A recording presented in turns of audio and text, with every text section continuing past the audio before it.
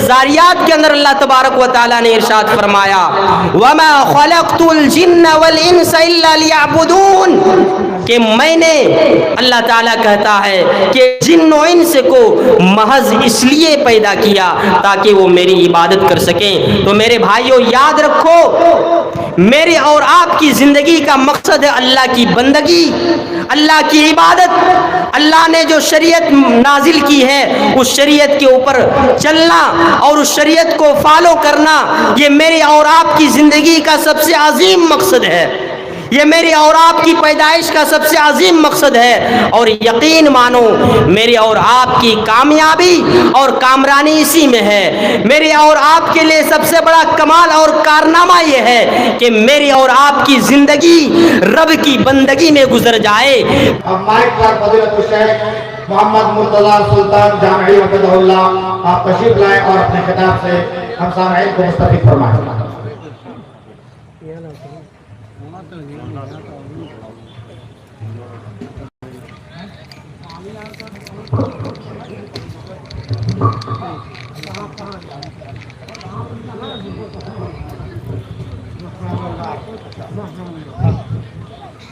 السلام علیکم ورحمۃ اللہ وبرکاتہ۔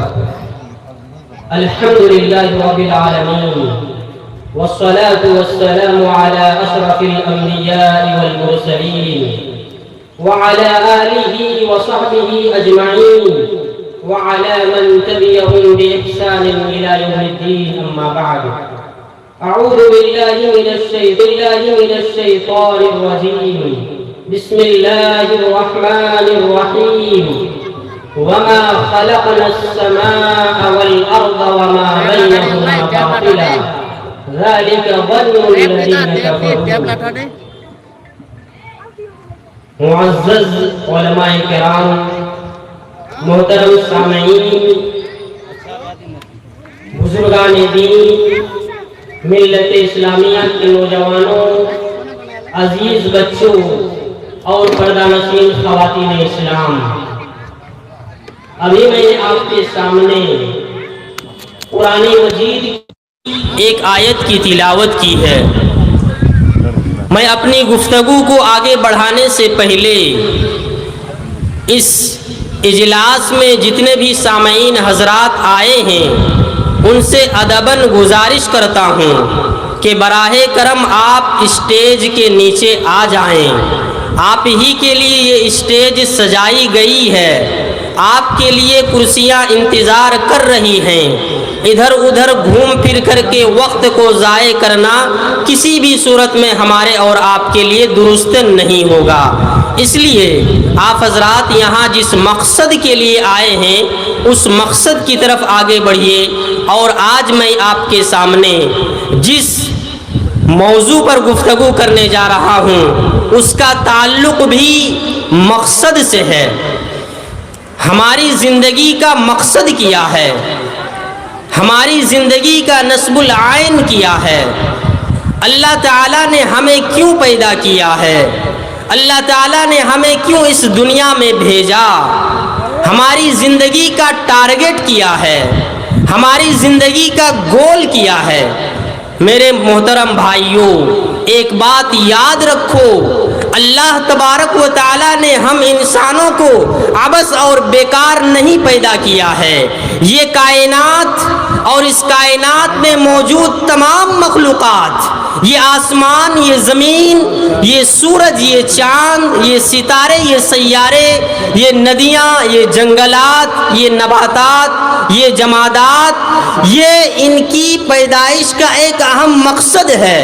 اس کائنات کی پیدائش کو بے مقصد اور بے معنی سمجھنا یہ کافرانہ سوچ ہے، یہ کافرانہ نقطۂ نظر ہے، جس نقطۂ نظر کی اللہ تبارک و تعالیٰ نے تردید کی ہے قرآن مجید مجید کے اندر، چنانچہ اللہ تبارک و تعالیٰ نے ارشاد فرمایا وَمَا خَلَقْنَا السَّمَاءَ وَالْأَرْضَ وَمَا بَيْنَهُمَا بَاطِلًا، اللہ تعالیٰ نے کہا کہ ہم نے آسمان و زمین اور ان دونوں کے درمیان جتنی بھی چیزیں ہیں ان چیزوں کو ہم نے عبث اور بیکار نہیں پیدا کیا۔ ذَلِكَ ظَنُّ الَّذِينَ كَفَرُوا، یہ کائنات اور اس کائنات کے اندر موجود مخلوقات کو یہ سمجھنا کہ یہ کائنات بے مقصد بنائی گئی ہے، یہ دنیا بے مقصد بنائی گئی ہے، اس دنیا میں موجود مخلوقات بے مقصد بنائے گئے ہیں، یہ کافرانہ سوچ ہے، یہ مشرکانہ سوچ ہے۔ ذَلِكَ ظَنُّ الَّذِينَ كَفَرُوا۔ محترم سامعین، ہماری اور آپ کی زندگی کا ایک عظیم مقصد ہے۔ اللہ تعالیٰ نے یہ وسیع و عریض کائنات بنائی اور اس کائنات کے اندر سب سے پہلے اپنی عبادت کے لیے جنات کو پیدا کیا۔ جنات کو پیدا کرنے کے بعد اللہ تعالیٰ نے اپنی عبادت کے لیے ہم انسانوں کو پیدا کیا۔ تو ہماری زندگی کا ایک عظیم مقصد ہے اور وہ ہے عبادت۔ دیکھیے، ہم انسان ہیں، انسان کے علاوہ اس کائنات کے اندر ہم جتنی بھی مخلوقات دیکھتے ہیں نا، یہ مخلوقات بیکار نہیں پیدا کیے گئے ہیں، ان مخلوقات کی پیدائش کا ایک مقصد ہے۔ اس لیے آپ دیکھیں گے کہ جب آپ قرآن کریم کھولیں گے، قرآن کریم کے اندر آپ کو ملے گا کہ اللہ تبارک و تعالیٰ نے اپنے قرآن مجید کے اندر مختلف صورتوں کے نام مختلف جانوروں کے نام پر رکھے ہیں۔ کیسے؟ مثال کے طور پر قرآن مجید کا جو دوسرا سورہ ہے وہ ہے سورہ بقرہ۔ بقرہ کہتے ہیں گائے کو۔ اور آگے بڑھیے، اللہ تعالیٰ نے ایک سورت کا نام رکھا ہے سورہ نمل۔ نمل کہتے ہیں چیونٹی کو۔ اس طریقے سے اگر آپ قرآن کھولتے جائیں گے تو قرآن کے اندر آپ کو کئی ایسی صورتیں ملیں گی جن کا نام اللہ تعالیٰ نے جانوروں کے نام پہ رکھا ہے۔ معلوم ہے کیوں؟ اللہ تعالیٰ ہمیں اس کے ذریعے یہ پیغام دینا چاہتا ہے، یہ میسج دینا چاہتا ہے، یہ نصیحت کرنا چاہتا ہے کہ اے انسانوں، یہ مخلوقات جن کو تم بے زبان سمجھتے ہو، یہ مخلوقات جن کے پاس بات کرنے کی صلاحیت نہیں، یہ مخلوقات جن کے پاس سمجھنے کے لیے عقل نہیں، ان مخلوقات کے اندر بھی عبادت کا شعور پایا جاتا ہے، اور انسان کے اندر تو عبادت کا شعور بدرجہ اولا ہونا چاہیے۔ حضرات، یہ جو عبادت ہے اللہ تبارک و تعالیٰ نے کئی ایک اس کائنات کی مخلوقات کی طرف اشارہ کرتے ہوئے کہا، اللہ تعالیٰ نے کہا أَلَمْ تَرَ أَنَّ اللَّهَ يُسَبِّحُ لَهُ مَنْ فِي السَّمَاوَاتِ وَالْأَرْضِ وَالطَّيْرُ صَافَّاتٍ۔ اللہ تعالیٰ نے نبی محترم سے خطاب کرتے ہوئے کہا کہ اے نبی محترم صلی اللہ علیہ وسلم، کیا آپ نے نہیں دیکھا کہ یہ آسمان و زمین اور یہ آسمان کی بلندی پر جو پرندے اڑ رہے ہیں پروں کو پھیلائے ہوئے، یہ پرندے بھی تسبیح بیان کر رہے ہیں۔ اور ایک بات میں آپ کو بتلاؤں، اسی آیت کے آگے اللہ تعالیٰ نے ایک ایسی بات بتلائی ہے جس پہ ہم اور آپ کو غور کرنے کی ضرورت ہے۔ اللہ تعالیٰ نے کہا کل قد علم صلاته وتسبیحہ، کہ اس کائنات کے اندر جتنی بھی مخلوقات ہیں ہر مخلوق کو اپنی اپنی عبادت کا پتہ ہے۔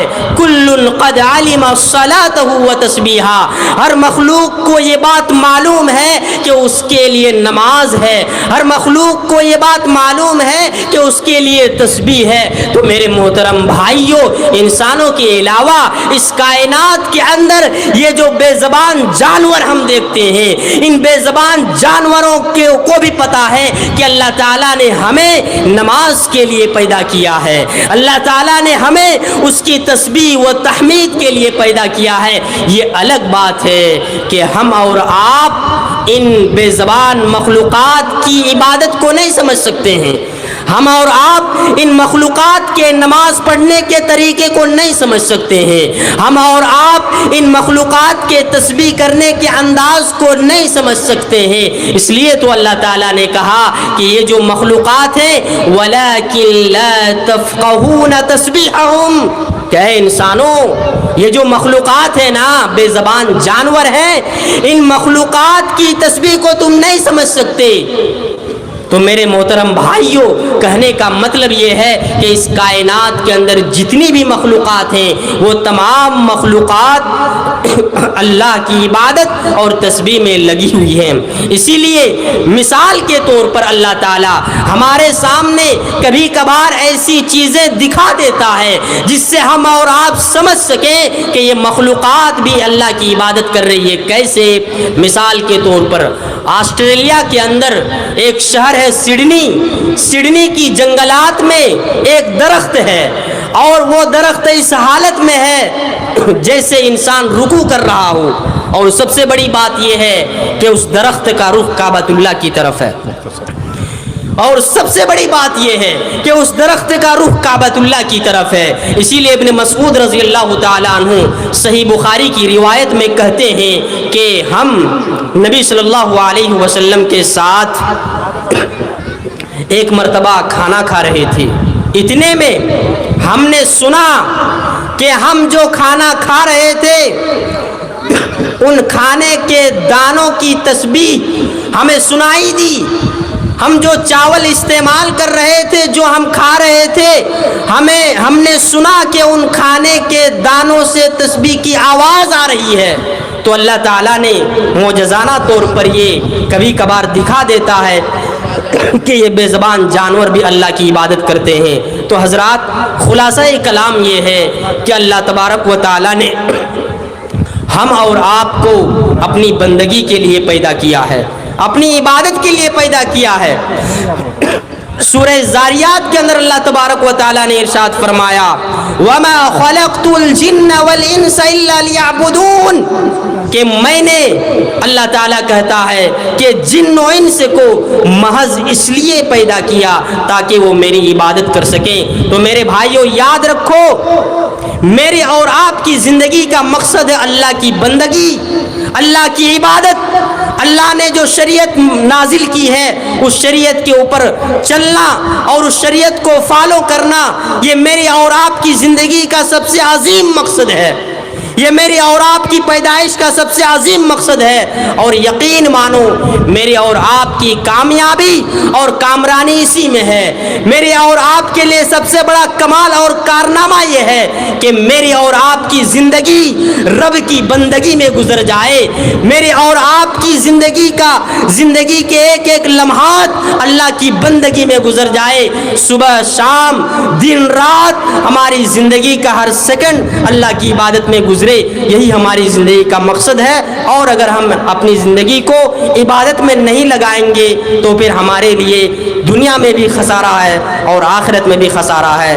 بس اللہ تبارک و تعالیٰ نے ہمیں اس لیے پیدا کیا تاکہ ہم اللہ کی بندگی کریں، اللہ کی عبادت کریں۔ دعا ہے رب العالمین سے کہ اللہ سبحانہ و تعالیٰ ہم تمام کو اللہ کی عبادت کرنے اور اس کی بندگی کرنے کی توفیق عطا فرمائے۔ آمین۔ السلام علیکم ورحمۃ اللہ وبرکاتہ۔